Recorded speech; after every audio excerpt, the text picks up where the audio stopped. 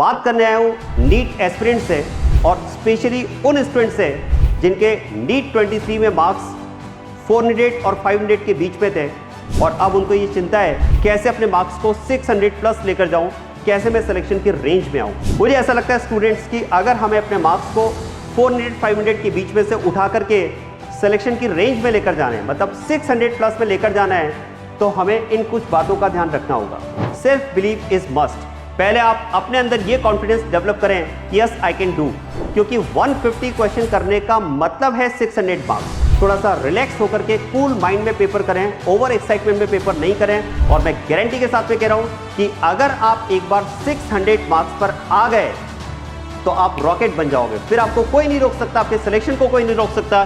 Hello dear students, मैं Jitendra Chandwani, JC sir, deputy director Motion Education System, Kota NEET division.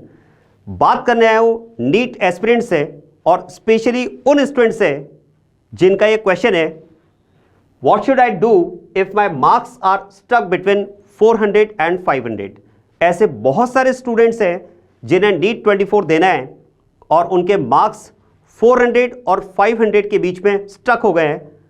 और हम सभी जानते हैं जो कुछ ईयर्स का कट ऑफ जो नीट का रहा है उसमें हमें मार्क्स 600 प्लस स्कोर करने होंगे अगर हमें गवर्नमेंट एमबीबीएस सीट चाहिए तो। या वो स्टूडेंट जिनके नीट 23 में मार्क्स 400 और 500 के बीच में थे और अब उनको ये चिंता है कि मुझे मेरे मार्क्स 600 प्लस लेकर जाने हैं, तो वो कैसे लेकर जाएं, क्योंकि ये मेजॉरिटी ऑफ स्टूडेंट्स होते हैं जो इस रेंज में जिनके मार्क्स कहीं ना कहीं स्टक हो जाते हैं और उनको नहीं समझ में आता है कि सर मैं इंप्रूव कैसे करूं, कैसे अपने मार्क्स को 600 प्लस लेकर जाऊं, कैसे मैं सिलेक्शन की रेंज में आऊं। तो मैं जितेंद्र चांदवानी कोशिश करूंगा आज उन सभी बच्चों की हेल्प करने की जो कहीं ना कहीं इस रेंज में जिनके मार्क्स फंसे हुए हैं। मुझे ऐसा लगता है स्टूडेंट्स की अगर हमें अपने मार्क्स को 400-500 के बीच में से उठा करके सिलेक्शन की रेंज में लेकर जाना है, मतलब 600 प्लस में लेकर जाना है, तो हमें इन कुछ बातों का ध्यान रखना होगा।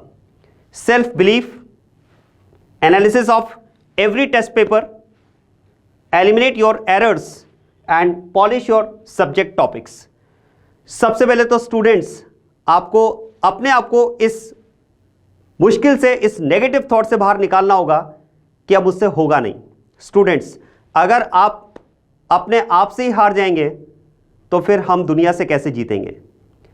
किसी भी जंग को जीतने के लिए पहले आपको अपने आप से जीतना जरूरी होता है। इसलिए student self belief is must. पहले आप अपने अंदर यह कॉन्फिडेंस डेवलप करें कि यस आई कैन डू, मैं 600 प्लस मार्क्स लेकर आ सकता हूं। सबसे पहले आप इस बात के लिए अपने आप को कॉन्फिडेंट करें। मैं बहुत ज्यादा मोटिवेशन की बात नहीं करूंगा, तो self belief is must. Main मैं बात करूंगा कुछ टेक्निकल पॉइंट्स की जिससे आप अपने मार्क्स को इस रेंज से बाहर निकाल करके सिलेक्शन की रेंज में लेकर जा सके। स्टूडेंट्स अगर आपके मार्क्स एक फिक्स नंबर का मार्क ले लेते हैं, जैसे मान लेते हैं आपके मार्क्स 440 एवरेज आ रहे हैं, मैं 400 से 500 वाले सारे बच्चों को यहां पर कवर कर रहा हूं, लेकिन एक एग्जांपल ले लेते हैं कि अगर मान लो हमारे मार्क्स एवरेज 440 के आसपास हैं। समझ रहे हैं इस बात को। मार्क्स अगर मेरे स्कोर जो आ रहे हैं टेस्ट में, क्योंकि अगर आप किसी न किसी सिस्टम से जुड़े हुए हैं तो डेफिनेटली आप रेगुलर टेस्ट भी दे रहे होंगे, और अभी जो टाइम चल रहा है लगभग 90 डेज में मान लेता हूं हमारे पास अवेलेबल हैं फाइनल प्रिपरेशन के लिए, तो डेफिनेटली अभी तक आप अपना काफ़ी कोर्स कंप्लीट कर चुके होंगे, मे बी 70%, 75% और 80%, और उनसे रिलेटेड टेस्ट पेपर भी आप दे रहे होंगे। और अगर आपके मार्क्स जो हैं वो मान लेते हैं कि 400 और 500 रेंज के बीच में, एक एवरेज ले लेते हैं 440 के आसपास आ रहे हैं। 440 मार्क्स आने का मतलब मुझे ऐसा लगता है कि हमने 110 क्वेश्चन तो नहीं किए होंगे। ऐसा तो नहीं कि मैंने 180 में से 110 क्वेश्चन किए, एक भी क्वेश्चन मेरा नेगेटिव नहीं है, और 110 इंटू 4 मेरे 440 मार्क्स आ गए। देखो ये बहुत ही रेयर ऑफ रेयर केस हो सकता है कि आप 180 में से 110 क्वेश्चन कर रहे हैं और आपके सारे क्वेश्चन सही है और आपके 440 मार्क्स आ रहे हैं। नो, डेफिनेटली आपने ज्यादा क्वेश्चन अटेम्प्ट किए होंगे, लेकिन कुछ क्वेश्चंस नेगेटिव होने की वजह से आपके मार्क्स 440 आ रहे हैं, राइट। तो मैं ये मानकर चल रहा हूं देखो कि ऐसा नहीं है कि आपने टोटल क्वेश्चन जो अटेम्प्ट किए होंगे वो क्वेश्चन आपने 110 अटेम्प्ट किए होंगे और 110 इंटू 4 मतलब 440 मार्क्स, ये बहुत ही रेयर केस है, ठीक है, मैं इसको डिनाई तो नहीं करूंगा but it is very rare, right. तो डेफिनेटली क्वेश्चन आप ज्यादा अटेम्प्ट कर रहे होंगे, लेकिन क्वेश्चंस नेगेटिव होने की वजह से हमारे मार्क्स रिड्यूस होकर के लगभग मान लेते हैं कि 440 के आसपास आ रहे हैं। सबसे पहला पॉइंट आता है कि आप क्वेश्चन कितने अटेम्प्ट कर रहे हैं, क्योंकि अगर हमें सिलेक्शन चाहिए, जो लास्ट कुछ ईयर का ट्रेंड हम देख रहे हैं, तो कट ऑफ जैसा कि 600 प्लस मार्क्स की अगर रहती है, तो इसका मतलब एक बात तो कंफर्म है कि हमें 150 से ज्यादा क्वेश्चन तो अटेम्प्ट करने ही पड़ेंगे, क्योंकि 150 क्वेश्चन करने का मतलब है 600 मार्क्स, 4 मार्क्स ईच क्वेश्चन। तो अगर मैं 150 क्वेश्चंस अटेम्प्ट करता हूं मल्टीप्लाई बाय 4, तो मेरे 600 मार्क्स होते हैं। लेकिन फिर वही बात आती है कि क्या हम इस एक्यूरेसी के साथ में पेपर कर पा रहे हैं कि जितने क्वेश्चन मैंने अटेम्प्ट किए वो मेरे 100% क्वेश्चन सही हो। तो देखो थोड़ा सा मुश्किल हो जाता है, क्योंकि कहीं ना कहीं मिस्टेक्स हमसे होती हैं। तो इसका मतलब ये हुआ कि डेफिनेटली हमें अगर सिलेक्शन की रेंज में मार्क्स चाहिए तो हमें क्वेश्चंस 150 से ज्यादा अटेम्प्ट करने पड़ेंगे। और अगर आपके मार्क्स 400 से 500 के बीच में है, तो मैं श्योरिटी के साथ में कह सकता हूं कि डेफिनेटली आप क्वेश्चंस तो ज्यादा ही अटेम्प्ट कर रहे होंगे, मे बी 160 क्वेश्चन और इवन मोर, 165 हो सकता है, 170 हो सकता है कुछ स्टूडेंट तो सर कि हम तो कोई क्वेश्चन छोड़ते ही नहीं है, सारे 180 क्वेश्चन कर लेते हैं। तो चलो एक उसका भी एक कॉमन फिगर ले लेते हैं। मान लेते हैं कि आप जो क्वेश्चन अटेम्प्ट कर रहे हैं वो अटेम्प्टेड क्वेश्चन ऐसा मान लेते हैं कि आपने 160 क्वेश्चन अटेम्प्ट किए, राइट। 160 क्वेश्चन अगर आपने अटेम्प्ट किए, इसका मतलब आपने 640 मार्क्स का क्वेश्चन पेपर अटेम्प्ट किया है। वैसे तो मैं कहूंगा कि हमें इस अटेम्प्टिंग को बढ़ाना पड़ेगा, सब्जेक्ट की रेंज को बढ़ाना पड़ेगा। हम क्वेश्चन बहुत ज्यादा अनअटेम्प्टेड नहीं रख सकते, क्योंकि अनअटेम्प्टेड क्वेश्चन रखने का मतलब है हम कहीं ना कहीं रेस में पीछे हो रहे हैं। पर ठीक है, अभी यहां से शुरुआत करते हैं। इस अटेम्प्टिंग को और आपको बढ़ाना पड़ेगा, सब्जेक्ट की रेंज को बढ़ा करके। लेकिन एक सिंपल जनरल एग्जांपल मैं ले लेता हूं कि मान लो अगर आपने 160 क्वेश्चन अटेम्प्ट किए, तो इसका मतलब आपने 640 मार्क्स का क्वेश्चन पेपर अटेम्प्ट किया है। अब देखो स्टूडेंट, मैं मानकर चल रहा हूं कि आप नीट के लिए अगर बहुत ही सिंसियरली स्टडीज कर रहे हैं, तो ऐसे स्टूडेंट मुश्किल ही होंगे जो ये कहें कि सर हम 160 क्वेश्चन तो करते हैं, लेकिन उनमें से हमें तो 120 या 130 क्वेश्चन आते हैं, बाकी 30 क्वेश्चंस पे जो हैं वो हम बिना सोचे समझे कोई भी ऑप्शन टिक कर देते हैं, आईज बंद करके ऊपर वाले का नाम लेकर के। तो ऐसा तो नहीं है, ठीक है। आप डेफिनेटली तुक्के तो नहीं लगा रहे होंगे, अगर मैं बहुत कॉमन वर्ड में बात करूं तो। चलो ऐसा मान लेते हैं कि 160 क्वेश्चन में से 150 क्वेश्चन तो आपने कॉन्फिडेंटली अटेम्प्ट किए कि सर मुझे सब्जेक्ट आता था, उसके अकॉर्डिंग मैंने 150 क्वेश्चन या 155 क्वेश्चन जो है मैंने अटेम्प्ट किए। मान लेते हैं चलो 150 क्वेश्चन आपने कॉन्फिडेंस के साथ में अटेम्प्ट किए,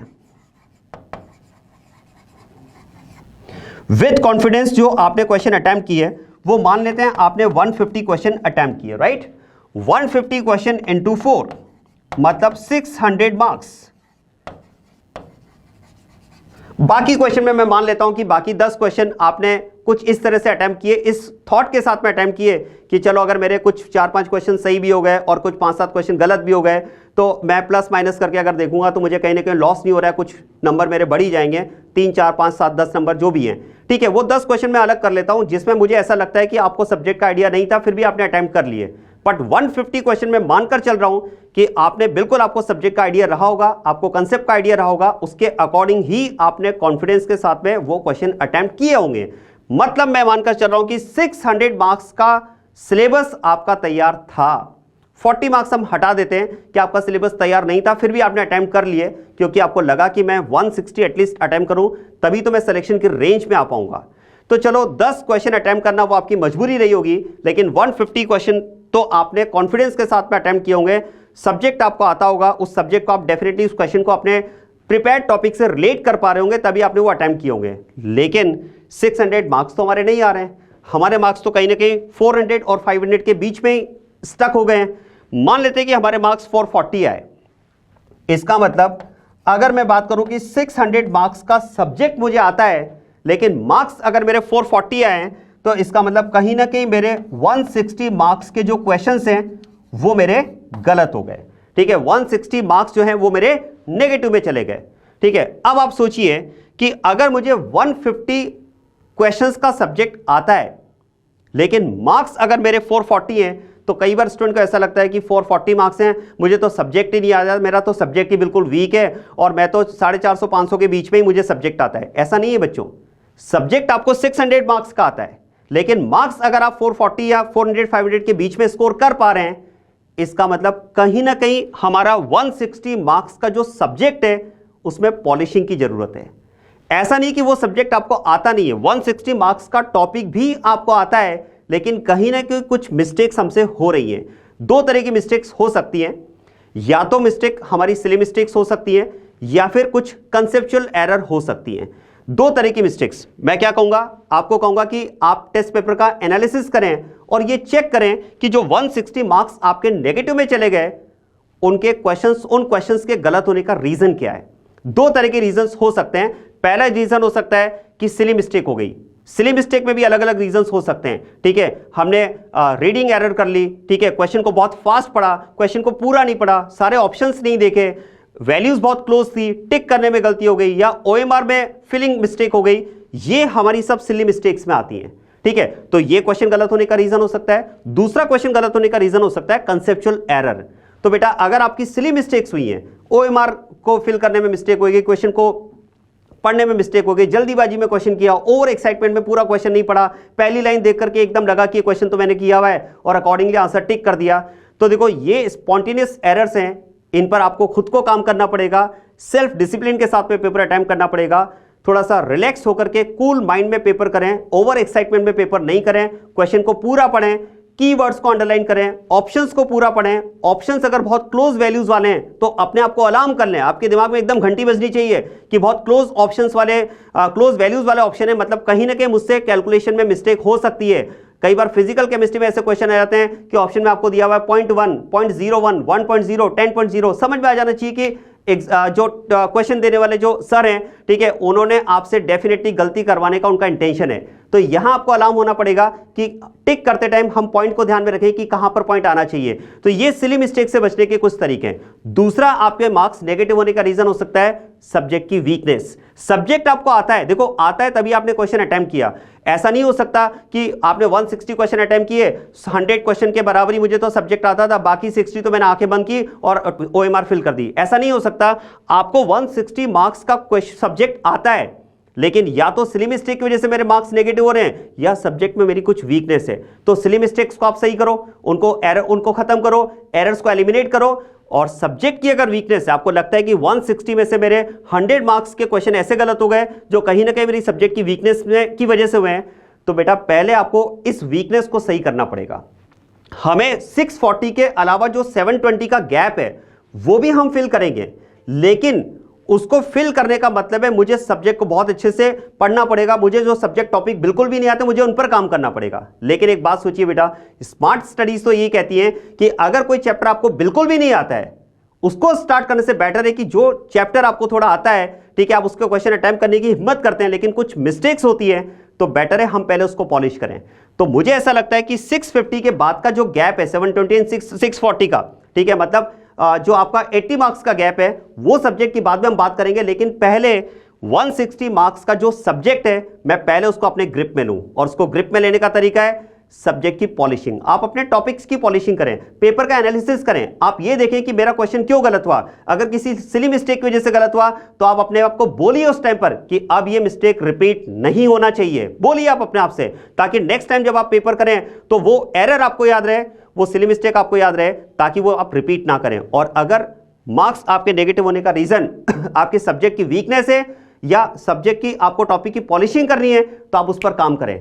क्योंकि आप सोचिए कि अगर आपको चैप्टर आता है लेकिन फिर भी अगर हमारे से कुछ क्वेश्चन गलत हो रहे हैं और मैं अगर उस चैप्टर को थोड़ा सा बेटर कर लूं, उसकी पॉलिशिंग कर लूं, तो 600 मार्क्स तक तो मैं केवल अपने सब्जेक्ट को अच्छा करके ही वहां तक पहुंच सकता हूं। मुझे ऐसा लगता है बच्चा कि जो 400 से 500 के बीच में जिन बच्चों के मार्क्स स्टक हो गए हैं, इसका मतलब ये नहीं है कि आपको सब्जेक्ट 400 से 500 के बीच में आता है। नो, आपको सब्जेक्ट 600 के बराबर आता है। थोड़ा सा उसकी पॉलिशिंग करने की जरूरत है, अपनी एरर्स को कम करने की जरूरत है, एरर्स को एलिमिनेट करने की जरूरत है। कुल मिलाकर के अगर सिंगल वर्ड में बात करूं तो एक्यूरेसी पर काम करो। अगर आपने सब्जेक्ट को इंप्रूव करने की जगह, मतलब नए टॉपिक को इंप्रूव करने की जगह, नए टॉपिक को समझने की जगह जो टॉपिक आपको आते हैं उन्हीं को इंप्रूव कर लिया उन्हीं में अगर आपने पॉलिशिंग कर ली, उसी में अगर आपने एक्यूरेसी बढ़ा ली, तो 600 मार्क्स तक तो आप वैसे ही पहुंच जाओगे।